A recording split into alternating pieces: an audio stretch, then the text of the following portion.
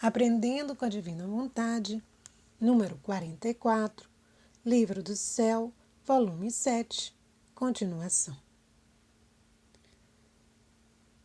Vamos pedir ao Espírito Santo de Deus que traga por meio do coração imaculado de Maria e de Jesus o dom da Divina Vontade, que seja derramado agora em toda a criação, toda a redenção e em toda a santificação. Que o Senhor, neste momento, receba os beijos de Nossa Senhora, os louvores de todos os santos, os clamores ardentes das almas purgantes, e que tenha misericórdia dos aflitos, dos que estão agonizando e entrarão na eternidade hoje, os que nascem, os enfermos. Jesus, eu te amo com a tua vontade, te louvo, te glorifico, te bendigo, visita, meu Deus, agora os passos das criaturas, os sentimentos, as emoções, os quereres. Transforma o Senhor Jesus no teu. Dai força aos filhos da Divina Vontade a continuarem propagando estes conteúdos, estes conhecimentos que vêm do céu, para a honra e glória do teu nome. Vem, Divina Vontade, em profusão, dai ânimo, coragem, força, uma vida nova, renovada no Espírito, a toda a criação, sobretudo aos teus, Senhor, as tuas almas que te buscam, que te querem, que te imploram dia e noite. Vem, Divina Vontade, vem, Senhor Jesus, Maranatá.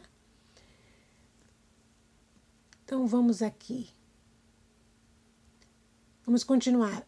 17 de julho de 1906. Como a quem vive na vontade de Deus, Jesus lhe dá a chave de seus tesouros, e não há graça que saia de Deus em que ela não tome parte. Minha filha, esta chave é a chave da minha vontade. Para quem vive nela, convém-lhe que tenha a chave para abrir e fechar como lhe agrade, e tomar o que lhe agrade de meus tesouros, porque vivendo do meu querer, terá cuidado deles mais do que se fossem seus, porque tudo o que é meu é seu, e não fará desperdício disso, mas os dará a outros e tomará para ela o que pode me dar mais honra e glória. Por isso te entrego a chave e tenha cuidado de meus tesouros. Vamos parar aqui. Então o Senhor dá a chave da sua vontade. Sua vontade é uma chave. E Ele nos dá essa chave. A partir do momento que eu peço essa chave todos os dias, nos meus atos, Ele me dá essa chave.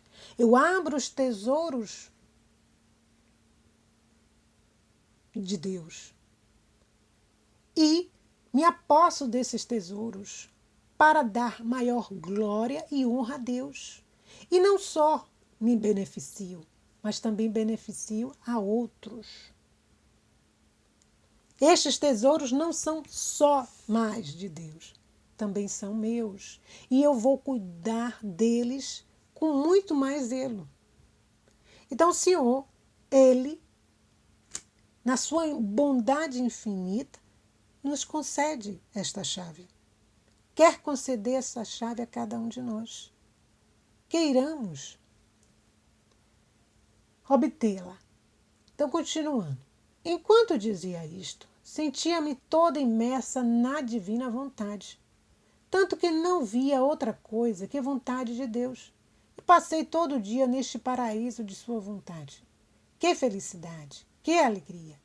E durante a noite, encontrando-me fora de mim mesma, continuava: olha, amada minha, para quem vive no meu querer, não há graça que saia da minha vontade, para com todas as criaturas do céu e da terra, em que ela não seja a primeira a participar.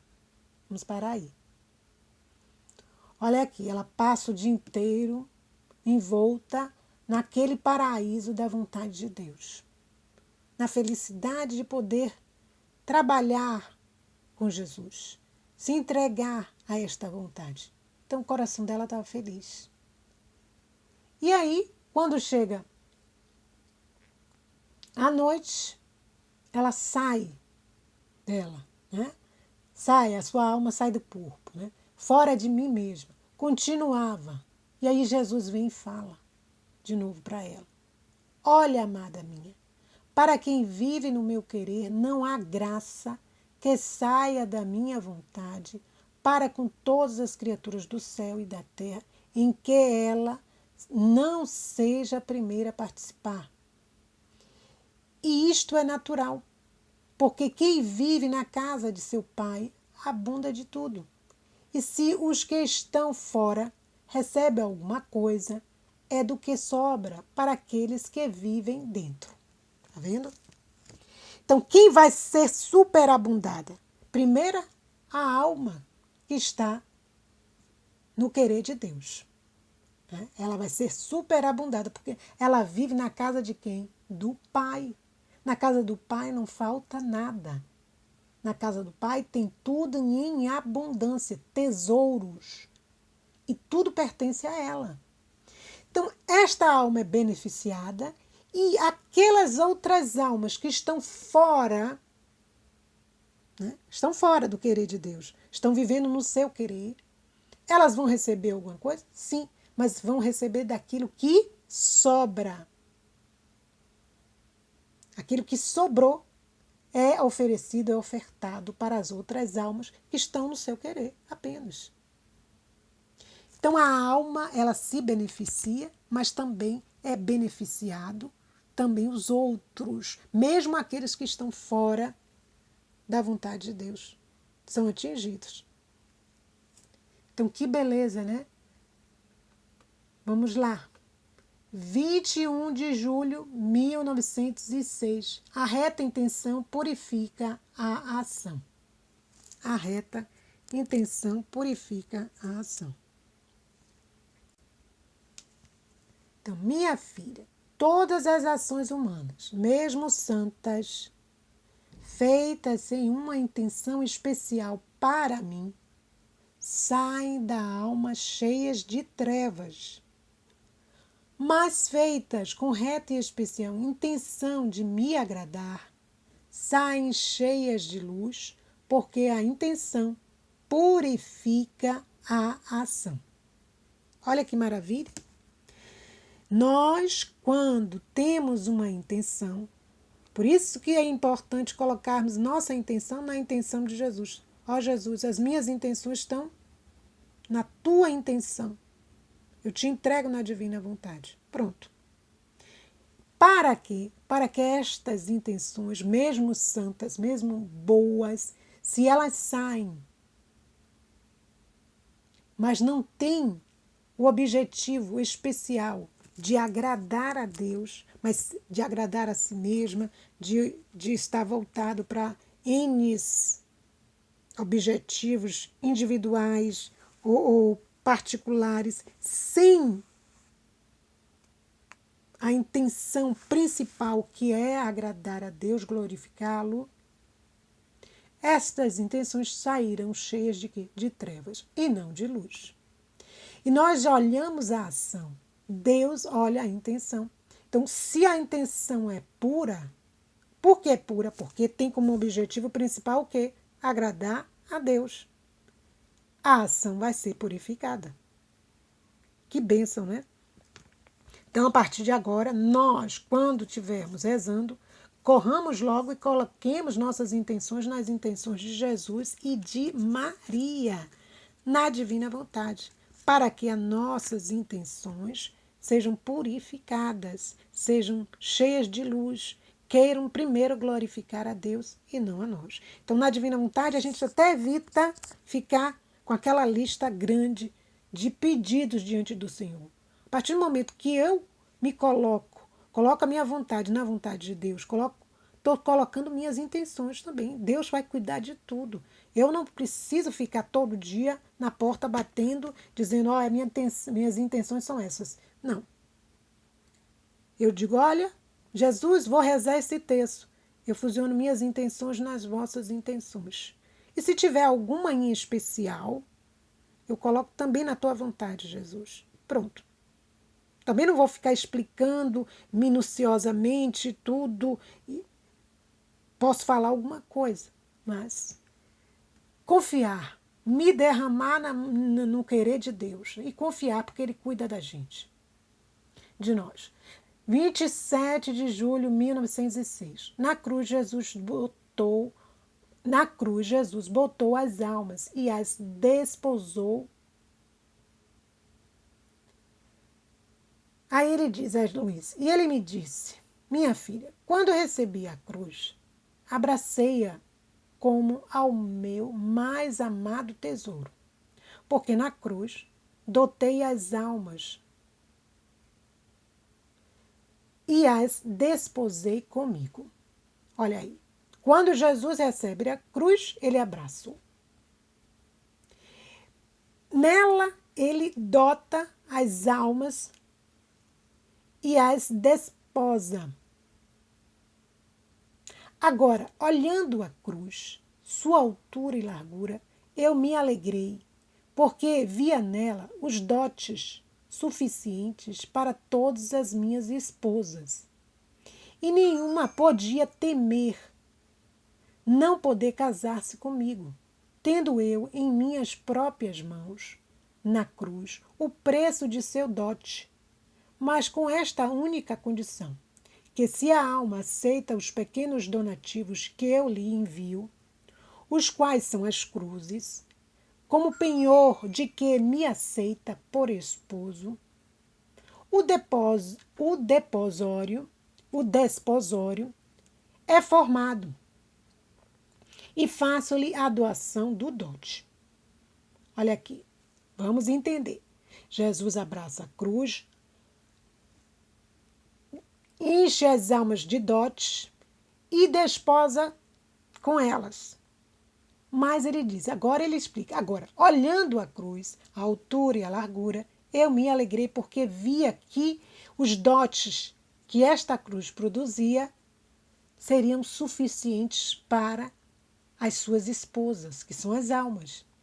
E nenhuma podia temer não poder casar-se comigo, tendo eu em minhas próprias mãos, na cruz, o preço de seu dote. Então, na cruz, o Senhor tinha o preço do dote de cada alma. Mas com esta única condição, se a alma aceita os pequenos donativos que eu lhe envio. Quais são esses pequenos donativos? As cruzes. Como penhor de que aceita casar-se com ele. O casamento, portanto, é formado quando a alma começa a aceitar os dotes que Deus vai enviando, os pequenos dotes, as cruzes. E faço-lhe a doação do dote. Né? Vai enviando e vai doando. Mas se não aceita os donativos, isto é, não se resignando à minha vontade, fica tudo anulado. E apesar de que eu quero dotá-la, não posso. Porque para formar um esponsal, se necessita sempre a vontade de ambas as partes. E a alma não aceitando os donativos, significa que não quer aceitar o noivado. Olha aí. Quando Deus nos envia as cruzes, são dotes. Para quê? Para que a gente se encha e assim ele possa casar com a alma. Então, a cruz, na realidade, ele a beija, a abraça. E é ela que vai proporcionar tudo isso. Vai criar os dotes suficientes para cada alma. Para cada alma. Olha como o Senhor nos ensina e nos solidifica na fé.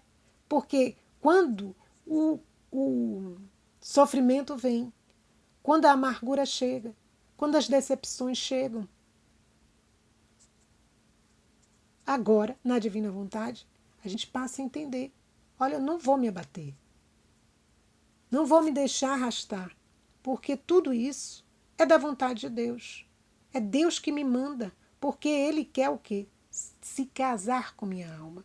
Ele quer preparar minha alma para que eu possa ser aceita como uma esposa agradável.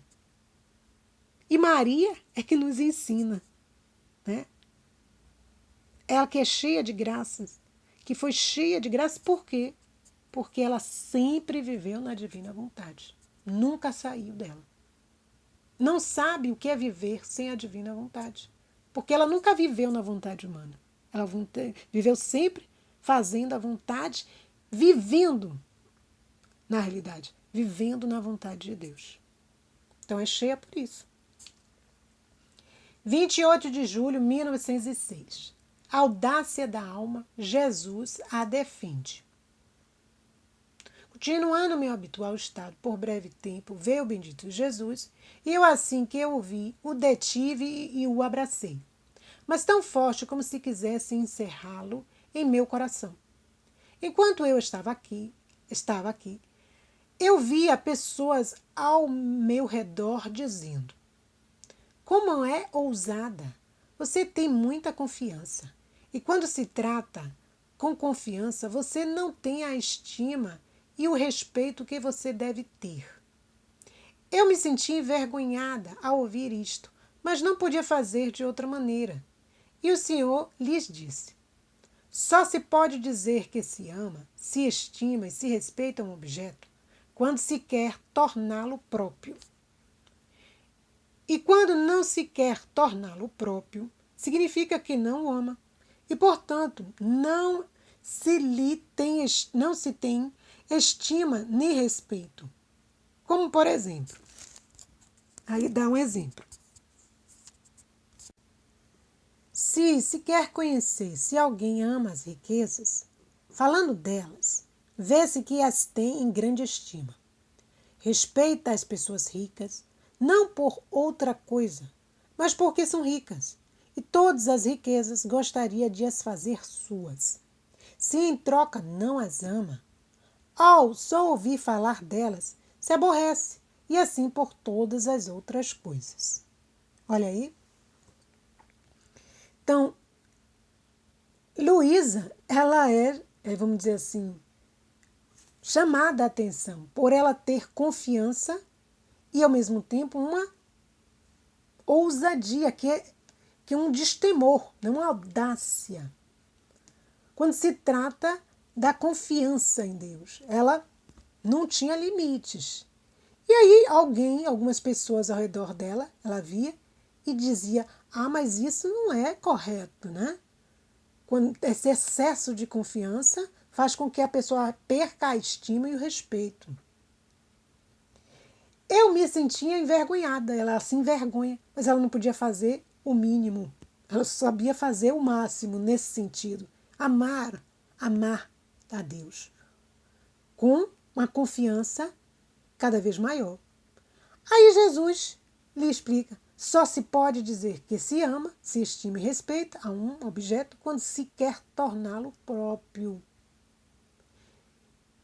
Quando a gente diz ser meu, se a gente dizemos, Deus é meu, Maria é minha, os santos são meus, os anjos são meus, eu estou tendo uma confiança audaciosa, né? Uma confiança maior ainda, porque eu quero demonstrar muito mais o que? Amor. É meu. É posse. E quando não se quer torná-lo próprio, significa que não ama.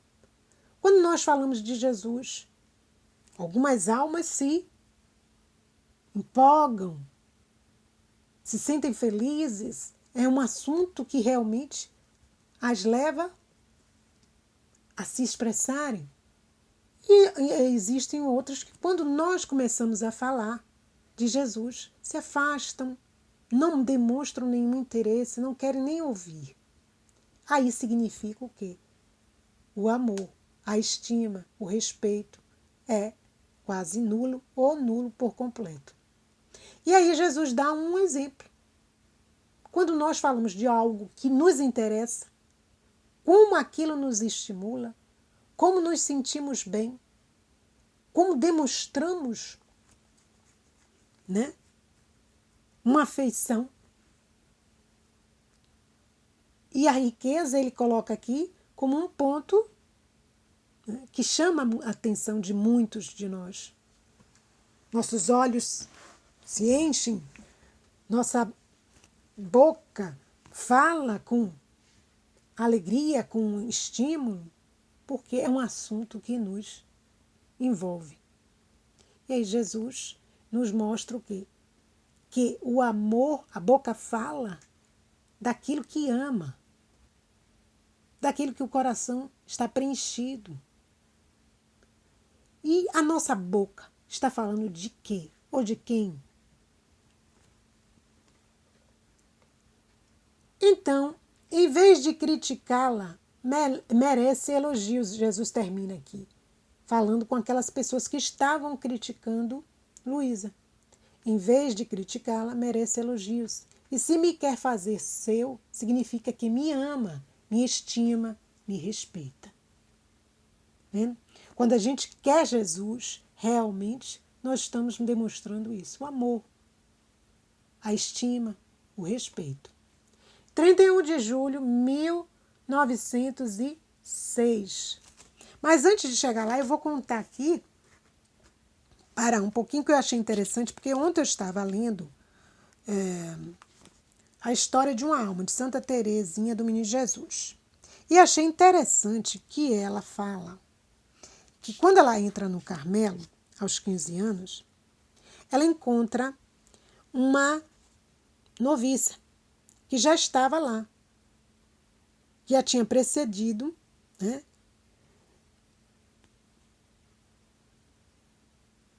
Alguns meses antes já tinha entrado.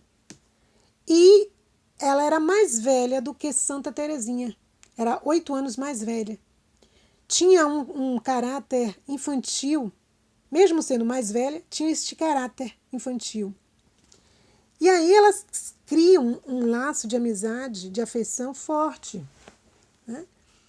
E esse laço é permitido pela Madre Superiora do Carmelo. Permite que elas caminhem juntas, se ajudem juntas espiritualmente. E Santa Teresinha começa a observar esta amiga. Ela gostava dela, ela sentia que ela tinha um ar inocente, um caráter expansivo.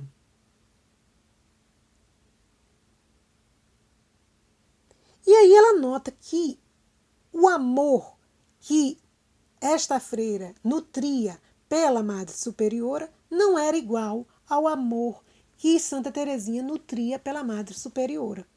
Ela observa isso. E ela diz assim, ela vê nesta freira traços de condutas, de uma conduta com relação às outras freiras que ela deveria mudar. Santa Teresinha começa a notar que ela tinha alguns traços de conduta com relação às outras freiras que ela deveria mudar. Mas ela não fala nada para esta freira. Ela sente isso, observa e fica com ela. Reza ao Senhor e pede luzes, né? Pede que o Espírito Santo a inspire. Como é que ela poderia ajudar esta freira? E Deus coloca no coração dela que agora, naquele momento, naquele instante, não era nada. Não era possível fazer nada. Porque Deus, ele manda luzes pouco a pouco. Tem almas onde ele manda essas luzes pouco a pouco. E não de uma vez. E aí, Santa Teresinha se acalma, continua rezando e chega um momento onde ela nota que era necessário falar. Ela conversando com ela, com essa freira, ela nota que a conversa não progredia no sentido de ela avançar. na sua espiritualidade. Muito pelo contrário, ela começou a perceber que aquela amizade não era uma amizade santa, mas uma amizade puramente humana. E aí ela vê que não era bom. E aí ela percebe que este era o sinal de onde o Senhor mostrava que era necessário ela intervir para ajudá-la a crescer. E aí ela diz assim, que ela chega para o Senhor, reza, e ela tem um trecho que diz assim, aqueles que olharão para Deus serão iluminados. E ela percebe que Deus iluminou a sua alma. E era aquele momento ideal para que ela começasse a intervir para auxílio daquela alma. Chega um momento, num outro momento, né, ela chega, fala, sentam as duas, né, se olham, e Santa Teresinha percebe que a freira nota que Santa Teresinha mudou. Ela fica com o semblante rosado, essa freira, e Santa Teresinha, muito caridosamente, com muito amor no coração, coloca a cabeça dessa freira, no seu coração e começa a falar com ela do que ela já estava percebendo na conduta desta freira. Usando expressões de amor, de carinho, de grande afeição, a freira olha para Santa Teresinha e começa a chorar. As duas começam a chorar na realidade. E Santa Teresinha vê que a luz se eleva sobre as trevas para aqueles que têm o coração reto. Ela percebe nesta frase, né,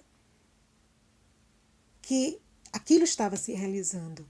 Porque esta freira, ela tinha um coração reto.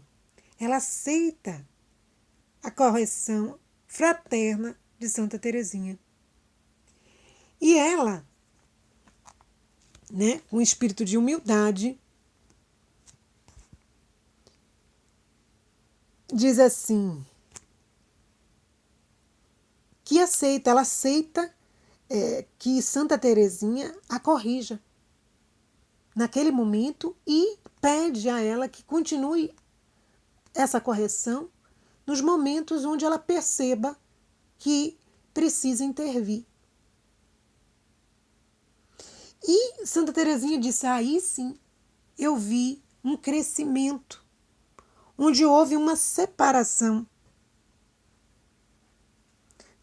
de conduta, ou seja, uma amizade humana, puramente humana, baseada em afetos humanos, se tornou uma amizade espiritual.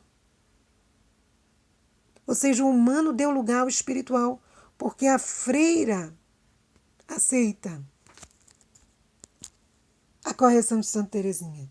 Aí, no livro, traz essa frase, o irmão que é ajudado por outro é como uma cidade fortificada. Vendo? Quando nós aceitamos a correção fraterna do outro, ambos crescem, ambos se fortificam. O homem velho vai dar lugar ao homem novo. Entendeu? Então, quando Jesus nos mostra, através do livro do céu, essas verdades, ele está nos fortificando, nos mostrando os pontos onde nós também precisamos abandonar e os pontos que nós precisamos adquirir e crescer. E aí, para aquela freira, foi uma prova amarga, né? Ser corrigida por uma pessoa muito mais jovem do que ela, né? 8 anos a menos, e aceitar com espírito de humildade. E aí Santa Teresinha, nessa conversa, ela mostra qual é o amor verdadeiro, em que consiste o amor verdadeiro. E aqui diz assim, ela fala para ela que ela amava ela mesma e não a superiora. Nas conversas, ela percebe que o comportamento daquela freira era de um amor, mas era um amor humano. Não era um amor verdadeiro, um amor que realmente deveria acontecer. Porque o tempo foi passando e esta freira não avançava.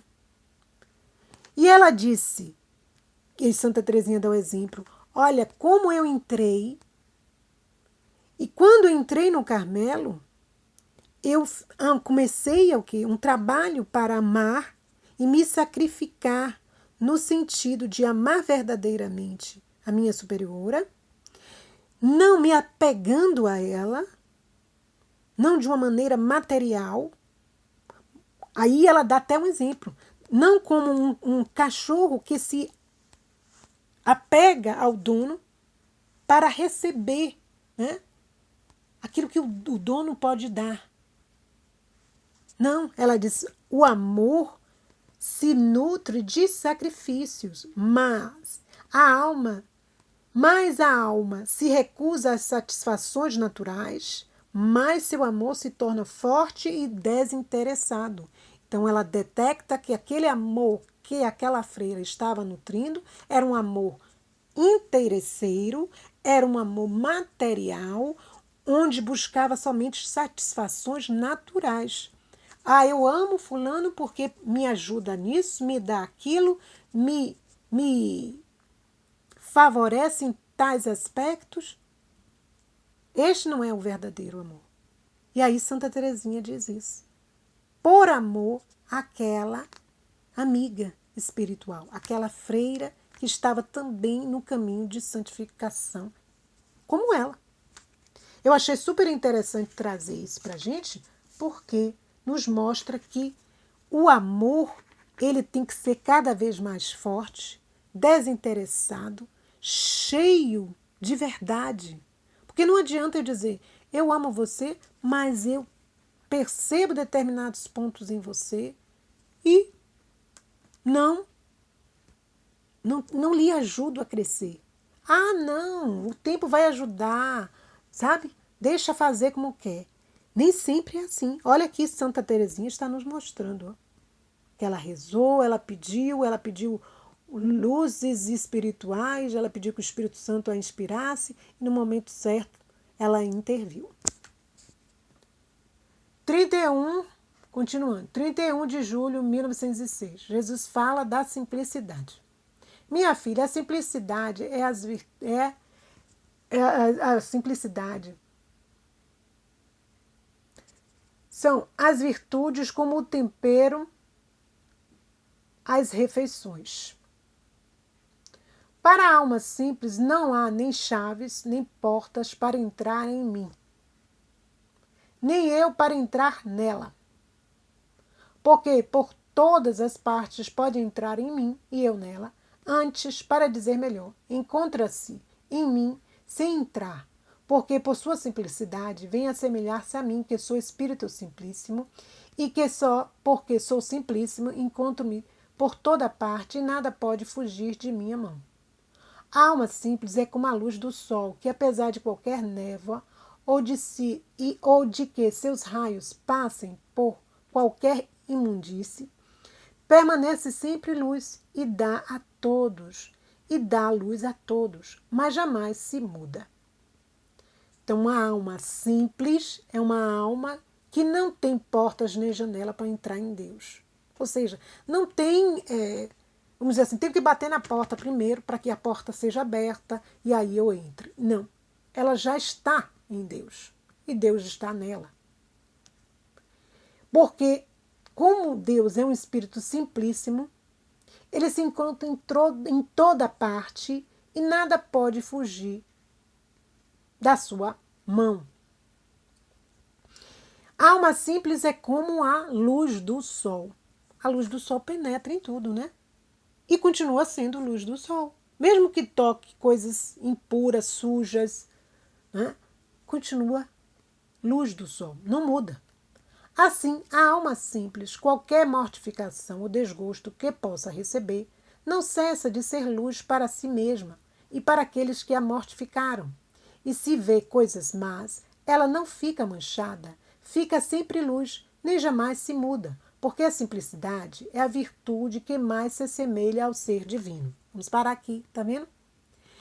Esta alma que é simples, ela pode ser mortificada, ela pode receber vários tipos de cruzes. Ela vai permanecer o quê? Luz para si mesma e para aqueles que a mortificaram. E se vê coisas más, ela não é manchada. Ela continua luz, ela não muda. Porque a simplicidade é a virtude que assemelha esta alma ao ser divino. Então, quanto mais formos simples, mais ficaremos o quê? Imunes a estas mudanças, a estas inconstâncias, a querer revidar. Ah, fulano me disse isso, eu vou revidar com uma mesma moeda. Sabe? Nada disso. Vai continuar luz. E só por esta virtude se vem a participar das outras qualidades divinas. E só na alma simples não há impedimentos nem obstáculos para que entre o operar a graça divina, porque sendo luz uma e luz a outra, facilmente uma luz se une, transforma-se na outra luz. Mas quem pode dizer o que compreendia desta simplicidade? Eu acho ótimo quando Luísa fala essas coisas, mas quem pode saber o que eu compreendia disso, daquilo? Olha aqui, que maravilha, né? E só por esta virtude se vê a participar das outras qualidades divinas.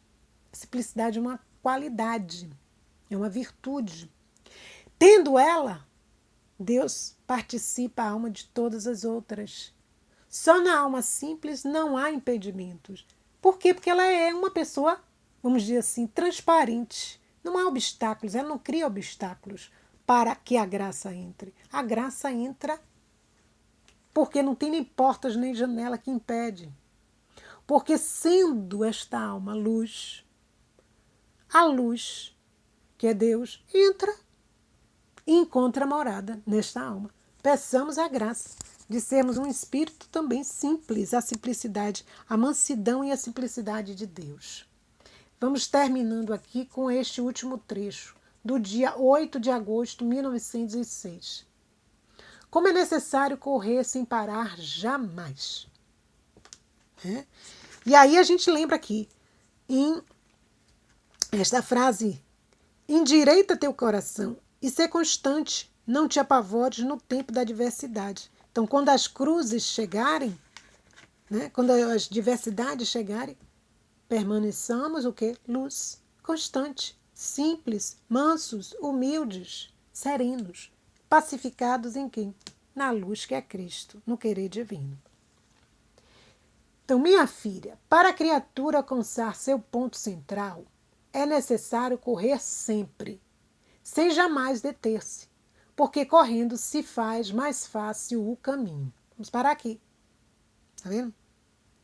Correr sempre.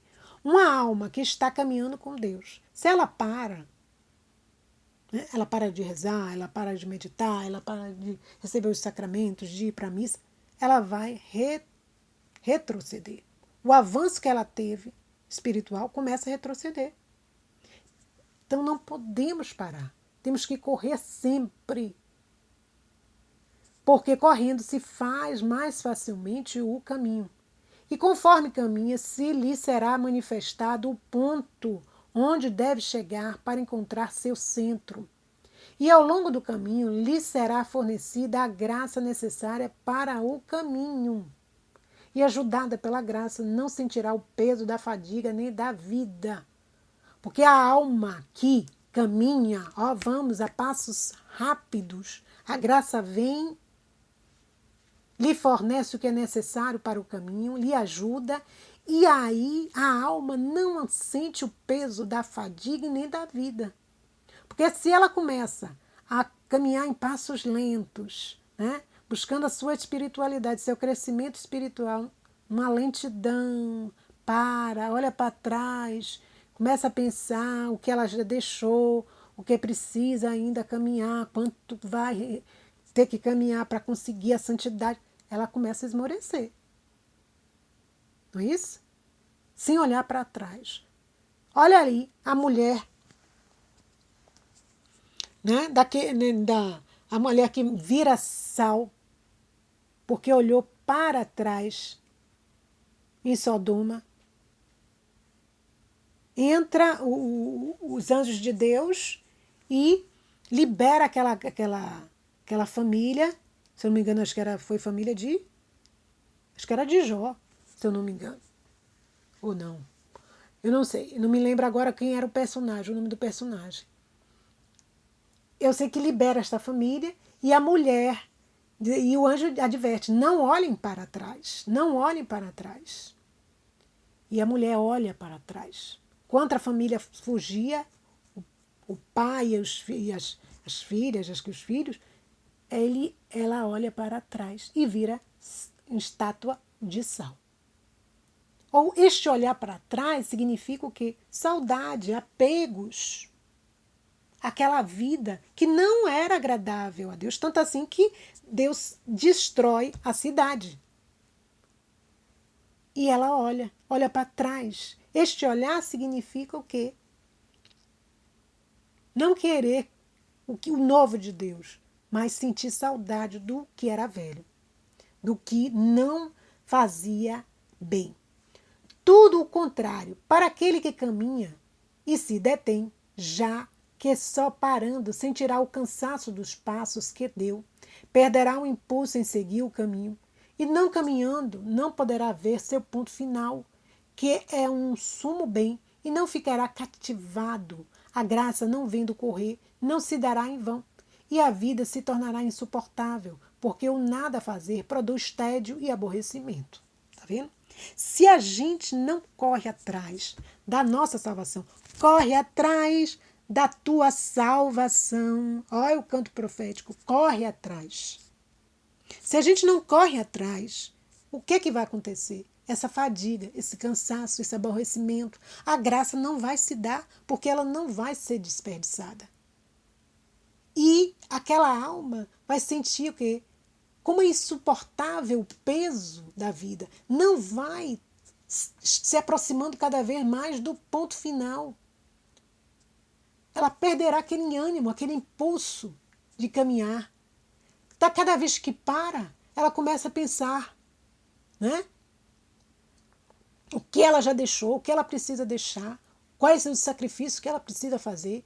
Isso começa o quê? A esmorecer. O desânimo começa a tomar conta. Ontem eu ouvindo uma formação, o formador dizia o seguinte, que a entrada do céu, a porta é estreita. E aí nos escritos de Luísa está dizendo por que esse negócio, essa frase bíblica nos diz que a porta do céu é estreita. Né? E nós devemos nos empenhar para entrar pela porta estreita. Porque na realidade, aí eu fui refletir e o Senhor me dizia assim, minha filha, a porta é estreita. Esta expressão estreita no sentido de que o caminho até chegar à porta do céu, não é que a porta do céu seja estreita na sua, vamos dizer assim, literalmente, significa o quê? Que o caminho até chegar à porta é um caminho pedregoso, é um caminho perigoso, é um caminho sinuoso, é um caminho de altos e baixos, é um caminho onde a alma vai encontrar obstáculos de todo tipo e de toda espécie. E se ela aqui não caminhar com esta rapidez que o Senhor está nos mostrando aí, ela vai parar. Ela não vai prosseguir. Ela não prosseguindo, ela não consegue chegar até a porta do céu, que se tornará cada vez mais larga a partir do momento que ela se aproxima da porta. O caminho se torna cada vez menor, porque ela corre, porque ela busca a graça de Deus, ela vai ao encontro desta porta que é o céu. Todo mundo quer entrar no céu, mas nem todo mundo quer caminhar pelos caminhos que o Senhor nos coloca, nos indica.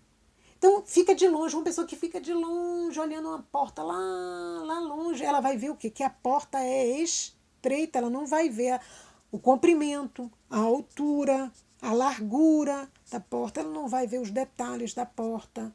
Por quê? Porque está longe, o caminho está longe, longe. Mas se ela se aproximar, se aproximar, se aproximar, se aproximar, ela vai perceber que a porta é larga. Larga para quem? Para aqueles que estão em Cristo Jesus, para aqueles que buscaram sua santificação. Olha aí que Jesus nos fala aqui em Luísa. Não tem, nem tem janela, não tem porta, não tem chave, minha filha. Não tem nada que lhe impeça de você entrar. Mas para você entrar, você precisa ser um espírito que simples. Um espírito onde você se transforma em luz. A simplicidade, esta virtude que vai possibilitar que a alma tenha outras virtudes. Vai possibilitar que Deus transite, a graça de Deus transite nela sem obstáculo algum. Então, concluindo, significa o quê? Buscai em primeiro lugar o reino de Deus e tudo mais vos será acrescentado. O Salmo 26 nos diz assim: o Senhor é minha luz e minha salvação. A quem eu terei medo? Não tenho o que temer. Temos que continuar a passos firmes, rápidos, constantes, porque na senda da justiça está a vida. O caminho dos ímpios leva à morte. Se eu estou no caminho de Deus, eu estou na senda da justiça. Mas se eu estou no caminho do meu querer só, das minhas convicções, do meu, eu vou me deixar arrastar pelo mundo. Não o mundo criado por Deus. Este mundo criador, ele cria tudo para a nossa alegria, para a nossa felicidade. Mas um mundo que os homens projetam para si mesmo, né? Com suas ideias, com seus desejos, com suas aspirações, longe do amor de Deus. Então, este mundo, este caminho, longe de Deus, é um caminho que leva o quê? À perdição. E esta porta da perdição é bem larga no sentido de que você nem precisa muito esforço. Você não precisa de esforço nenhum. Essa porta aí já está escancarada, acho que nem tem porta. Já está escancarada esta entrada. Enquanto que a porta do céu é o que? É estreita, porque o caminho é difícil, no sentido de que ele vai se tornando cada vez mais fácil a partir do momento que eu busco a graça de Deus. Porque senão eu vou olhar só as dificuldades. Ah, tem isso, tem aquilo outro. Não dá. E Deus quer dizer o quê? Basta a minha graça. A paz de Jesus e o amor de Maria.